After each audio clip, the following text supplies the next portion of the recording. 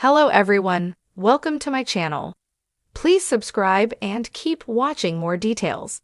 Coronation Street to reveal Gary Windass's attacker in a dramatic flashback. The truth about how Gary Windass ended up in a coma is finally revealed on Coronation Street next week, as frantic Maria Connor searches for her missing husband. While fears grow that something sinister has happened to him, Gary's nearest and dearest still have no idea he's fighting for his life in hospital. A series of dramatic flashbacks explain what put him there, but who is the mysterious visitor at his bedside? After Maria reports Gary is missing to the police early next week, Kit Green does some digging and discovers there's been a report from the hospital of an unidentified coma patient. Could this be missing Gary? Meanwhile, Maria shares her concerns with Sarah Barlow, informing her that Gary hasn't made any kind of bank transaction in almost 3 weeks.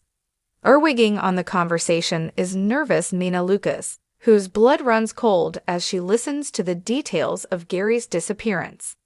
Putting the pieces together, she seeks out Summer Spellman and reveals she's concocted a theory.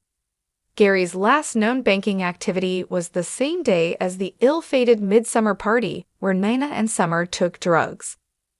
The girls have a hazy memory of a disturbing encounter with a mystery man that ended with Nina pushing him in self-defense before fleeing the scene. Nina is convinced she hurt somebody while high on LSD, and surmises to Summer it might have been Gary. Was he a casualty of Nina and Summer's hallucinogenic drug trip?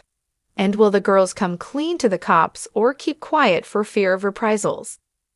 The investigation into Gary's whereabouts continues, and Kit's inquiries lead to a dead end, or so he thinks. Kit tells Maria that Gary isn't the coma patient that was brought in, explains Samia Longchamben, who plays Maria.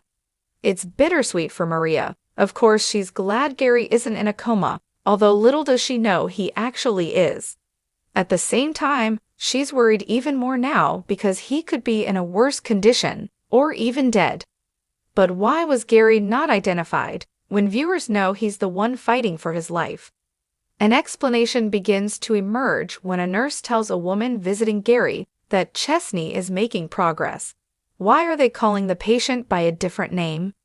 At this point, Corey turns back the clock for flashbacks that fill in the blanks between Gary storming out on Maria to being kept alive by machines. Who was responsible for the brutal attack, and which kind soul made sure he got medical help? Is Nina right, and could she and Summer be in serious trouble for leaving a defenseless man for dead? Who is the female visitor keeping vigil at the hospital, and why have they lied to doctors about Gary's true identity? Is her presence putting him in more danger? Once the full story is out, Gary's attacker is in a race against time to cover their tracks, while Maria fears she will never see her hubby alive again.